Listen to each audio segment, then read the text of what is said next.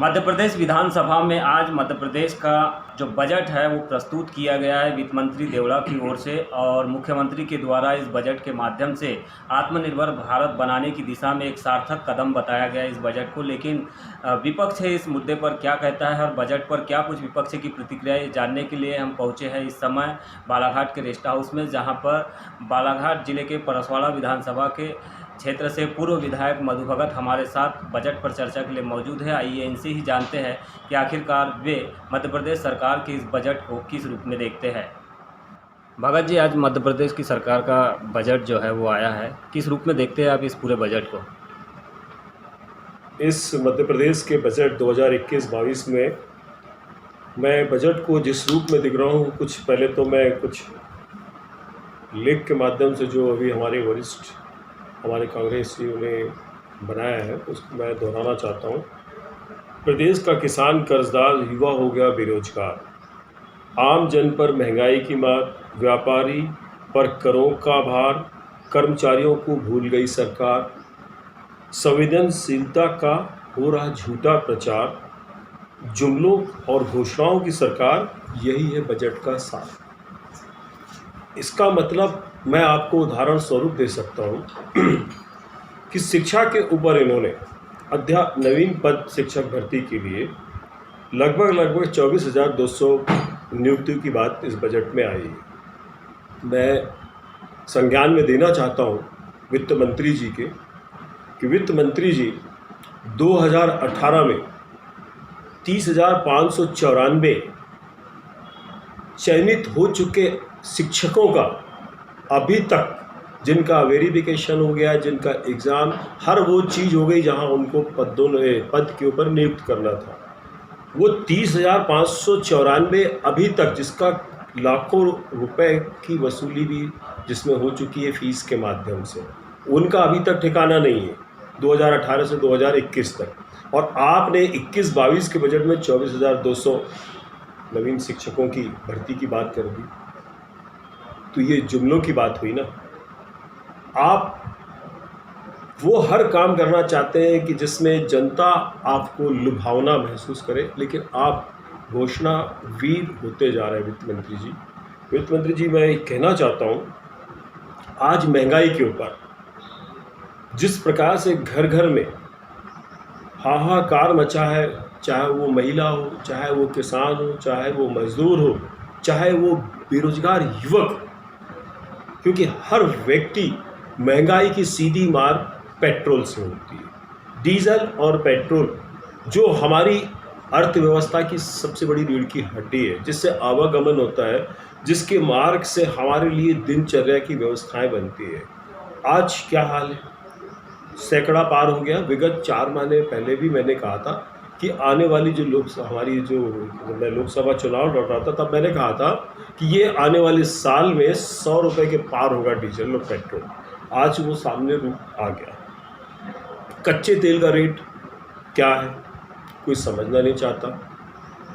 हम सारी भावनाओं की कद्र करते हैं, सारे धर्मों की कद्र करते हैं, हम सबका सम्मान करते हैं, लेकिन जनता का दर्द, जनता का दुख सम्मान से नहीं, उनकी व्यवस्था पूरी करने से कम होता है।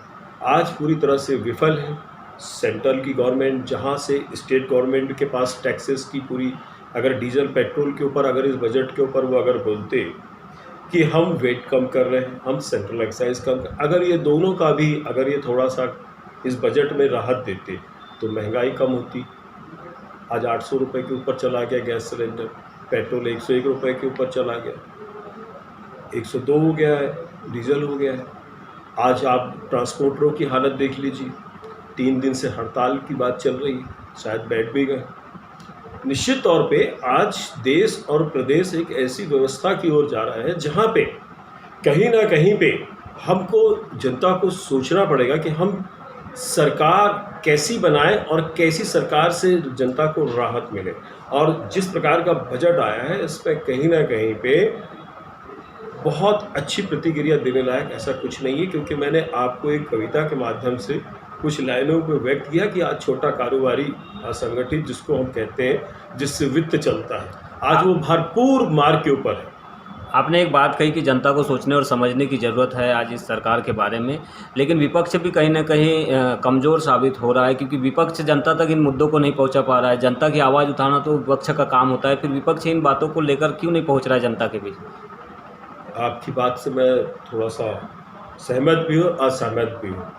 असहमत क्यों है कि आप ये तो असहमत बताइए। मैं इसलिए हूँ कि मैं स्वयं विपक्ष की भूमिका निभा रहा हूँ और विगत बालाघाट जिले के अंदर निरंतर मैंने अपने 13 से 18 के बीच का विधानसभा कार्यकाल में सारे मुद्दे मैंने उठाए, सारी बातें हमने उठाई और उसके बाद लोकसभा जब चुनाव लड़ा तो हमने सेंट्रल गवर्नमेंट की योजनाओं का भी हमने किस प्रकार से क्रियान्वयन होगा जनता के लिए, उसके ऊपर भी हमने अपने शब्दों से जहां हम मंच पे थे हमने जनता को बोला। ये इत्तेफाक है कि जनता इस वक्त बदलाव में है, जनता ने बदल करके एक ऐसा प्रधानमंत्री चुना है जहां पे निश्चित तौर पे आज जनता सब कुछ स्वीकार कर रही है। ये तो ईश्वर ही देख रहा है ऊपर से कि जनता कैसे स्वीकार कर रही है। आज हम गुलामी की ओर बढ़ रहे हैं। एक्चुअल में जो 1947 के पहले जो थीम थी आज हमको 2021 में दिख रही है, 2014 के बाद। 2014 में नरेंद्र मोदी जी को चुना, वो बहुत बड़े ख्वाब थे। क्या सोच के चुना उन्होंने ये सोच के चुना कि कांग्रेस का बहुत लंबा कार्यकाल हमने देखा, निश्चित तौर पे प्रधानमंत्री जी बहुत अच्छा बोलते हैं, प्रधानमंत्री जी बहुत अच्छा करेंगे, नरेंद्र मोदी जी को सरकार बनानी है और नरेंद्र मोदी के नेतृत्व में सरकार बनेगी। सरकार बनी, क्या हुआ, क्या था उस समय? 126 रुपये क्रूड ऑयल था 2014 में मनमोहन जी की सरकार में, तब हमारा 71 रुपये डीजल बिक रहा था। मनमोहन जी की सरकार के बाद 2014 में हमारा क्रूड ऑयल का क्या रेट हुआ? 15-16 में, एंड ऑफ टाइम 21 तक 35 रुपये भी आया है, तब भी हमने 60 रुपये के नीचे नहीं दिया। तो ये प्रधानमंत्री जी की कौन सी सोच है? और आज निजीकरण, आप उसके ऊपर देख लीजिए क्या निजीकरण की स्थिति क्या हो रही है इस देश की। प्रधानमंत्री जी की मैंने बहुत स्पीच सुना, उनकी वॉइस भी है, रिकॉर्डिंग भी है कि मैं देश नहीं बिकने दूंगा। आज कितनी चीज़ बिक गई देश की। अब तो लोग जुमला ही हो गया। लोग अब ये बोल रहे हैं कि 70 साल में नरेंद्र मोदी जी पूछ रहे हैं कांग्रेस ने क्या किया, तो लोगों की आवाज़ अब ये आने लगी है कि और मत बताना क्या किया कांग्रेस में, अदरवाइज नरेंद्र मोदी जी की सरकार, प्रधानमंत्री जी उसको भी बेच देंगे।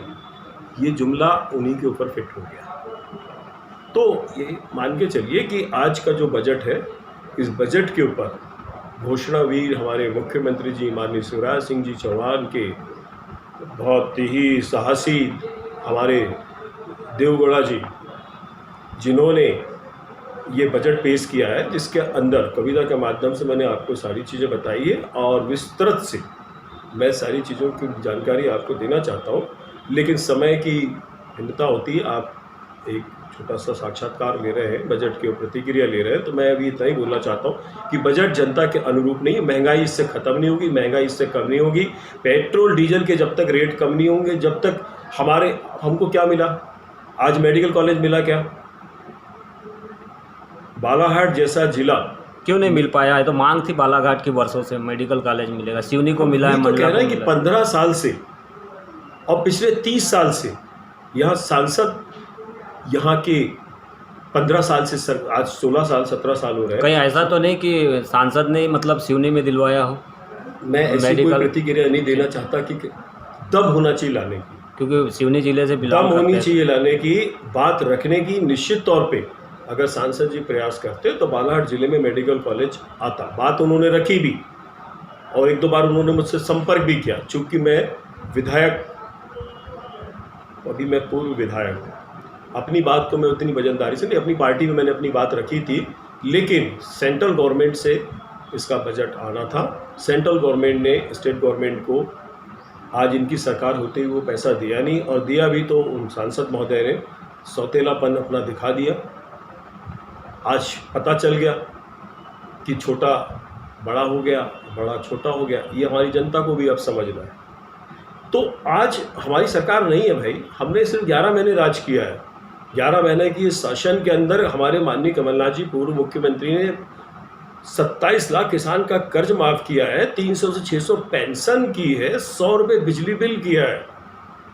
और हमारे इतने संवेदनशील प्रधान मुख्यमंत्री हमारे माननीय कमलनाथ जी पूर्व मुख्यमंत्री जो वर्तमान में है, उन्होंने योजनाएं बनाई थी, लेकिन 11 महीने में ऐसा क्या हो सकता है जो कंगाल आज की डेट में जो हमको एक वित्त हमको मिला वहाँ से, आज की स्थिति वैसी नहीं है। आज 35,000 करोड़ का ऑलरेडी कर्ज माननीय शिवराज सिंह चौहान जी ने ले चुके हैं और ये नया बजट आया है। इस बजट में भी बालाघाट को ऐसा कुछ नहीं मिला है। फ्लाईओवर अगर रिवर ब्रिज और 2 ब्रिज की बात आई है, रेलवे ब्रिज और रिवर ब्रिज की बात आई है 2-3, इसको लेकर क्या कहेंगे? एक सतनारी जलाशय का मामला जो जल संसाधन विभाग के अंतर्गत था, काफ़ी पहले आपने इस मुद्दे को विधानसभा में उठाया था, इसके ऊपर भी लगभग 997 लाख की घोषणा हुई है। मैं बहुत बहुत धन्यवाद देता हूं, क्योंकि ये मेरी विधानसभा का मामला है और इस विधानसभा के मामले में मैंने लगातार 5 साल तक, मेरे हर साल में आप देखोगे तो मैंने जलाशय का नाम और जलाशय के लिए मैंने टीम गठित कराई, जलाशय के लिए मैंने बजट बनवाया, चूँकि मेरी सरकार नहीं। लेकिन श्रेय तो कावरे जी ले गए मंत्री। देखिए, श्रेय कोई भी ले जाए, उस श्रेय से मतलब नहीं है हमें जनता की एक व्यवस्था से मतलब है। और राजनीति हम किसी को हराने के लिए, किसी से उद्दंडता के लिए नहीं करते। राजनीति हम विकास की करते हैं। अगर विकास कार्य के लिए कोई अच्छी चीज़ आएगी तो हम उसका स्वागत करेंगे, लेकिन हम आपकी जानकारी में दे रहे हैं कि हर वर्ष हमारे कार्यकाल में विधान सतनारी बांध का नाम हमने रखा, समिति गठित की, उसमें नरोत्तम मिश्रा जी से लेकर के उस समय मंत्री थे और उस समय अग्रवाल जी उसके प्रमुख सचिव थे और ENC मिस्टर शुक्लीकर थे। सारी चीज़ें आप उठाओगे रिकॉर्ड तो हमारे मिलेगा, उसको हमने पूरा बना के रखा था, क्योंकि हम विधायक नहीं बन पाए। अदरवाइज हमारी सरकार आई थी, सबसे पहले हम उसको सैंक्शन कराते। ये तो ऐसा है कि इस 5 साल की सरकार होती है, कोई हारता है कोई जीतता है, श्रेय किसी को भी जाता है, लेकिन जनता सब जानती है कि मेहनत कौन करता है और किसका फल किसको जाता है। लेकिन जनता का उसमें हित होता तो हम उसके लिए बहुत बहुत स्वीकार करते हैं, धन्यवाद देते हैं। रहा सवाल इस बालाघाट के लिए, तो बालाघाट के लिए हमको मेडिकल कॉलेज चाहिए था, जो हमको नहीं मिला। बालाघाट आज छिंदवाड़ा की दरकार से बहुत पीछे है। छिंदवाड़ा को देख लो, बालाघाट को देख लो, तो माननीय कमलनाथ जी ने छिंदवाड़ा को चेयरमैन बनाया और माननीय हमारे यहाँ के बड़े नेताओं ने बालाघाट को बिल्कुल ऐसा कोई कार्य नहीं किया। छिंदवाड़ा के जैसे विकास पुरुष बालाघाट में कांग्रेस क्यों नहीं दे पा रही है? बात भाजपा की अगर आती है तो निश्चित तौर पे परिवर्तन होना था, लेकिन इस परिवर्तन में भी कभी कभी ऐसा होता है कि गंगा जी या नर्मदा जी की जब बहती है तो वो अपने साथ कईयों को बहा के ले जाती है। तो ये समझ लीजिए, अब ये इनका ये अंतिम स्वरूप है। ये सारा कचरा जाने वाला है। महंगाई से जनता त्रस्त है, किसान कर्ज से परेशान है, किसान को कर्ज प्रीमियम पास हुआ नहीं है, शिक्षकों के अंदर पहले की भर्ती पूरी हुई नहीं है, जुमले फिर चालू हो गए हैं। मैं तो कहता हूं कि पेट्रोल का वेट और सेंट्रल एक्साइज का वेट कम कर दे तो महंगाई घट जाएगी, पेट्रोल हमारा थोड़ा सस्ता हो जाएगा। अगर ये 10% भी कुछ भी कम करते हैं तो आज हमारा 60-70-80 रुपये डीजल पेट्रोल आ जाएगा। हमें इस वक्त महंगाई को देखना है। मध्य प्रदेश सरकार के बजट पर आप विपक्ष के तौर पर प्रतिक्रिया स्वरूप आप पूर्व विधायक मधु भगत को सुन रहे थे, जिन्होंने महंगाई को लेकर सरकार की ओर से एक्साइज ड्यूटी और जो टैक्सेशन सिस्टम है उसमें किसी प्रकार की राहत नहीं देने से जिस तरह से महंगाई बढ़ते हुए जा रही है पेट्रोल डीजल पर, इसको लेकर उन्होंने सरकार पर तंज कसा है। साथ ही उन्होंने नरेंद्र मोदी की सरकार पर भी इसी बहाने हमला किया है। इसके अलावा बालाघाट को मेडिकल कॉलेज में किसी प्रकार की सफलता नहीं मिलने और पड़ोसी जिले सिवनी और मंडला को मेडिकल कॉलेज मिलने पर भी उन्होंने भाजपा की सरकार पर तंज कसा है। इसके अलावा जिस तरह से प्रदेश में शिक्षकों के साथ में धोखा हुआ है, पूर्व के 30,000 शिक्षकों को अभी तक सरकार ने नियुक्ति नहीं दी है और आगे आने वाले समय में 24,000 नए शिक्षकों की भर्ती का जो बात सरकार ने आज के इस बजट में कही है, इसे उन्होंने पूरी तरह से मुख्यमंत्री की बजट के घोषणाओं स्वरूप इसे एक घोषणावीर बताते हुए इसे एक जुमला करार दिया है। अब देखना यह होगा कि इस बजट से आखिरकार बालाघाट ज़िले को क्या कुछ हासिल होता है, क्योंकि अभी तक जो संज्ञान में आया है उसके अनुसार बालाघाट में 2 से 3 रिवर ब्रिज और 2 फ्लाईओवर ब्रिज रेलवे के तौर पर यहाँ पे सौगात के तौर पर मिलने की बात सामने आ रही है। हालांकि इनका क्रियान्वयन कब होगा और कब तक लोगों को इससे राहत मिलेगी यह देखना होगा। फिलहाल तो जनता बालाघाट साथ में सरेखा रेलवे फाटक हो या फिर भटेरा रेलवे फाटक, दोनों ओर पब्लिक मालगाड़ियों का संचालन शुरू होने के बाद लगातार त्रस्त है और परेशान हो रही है।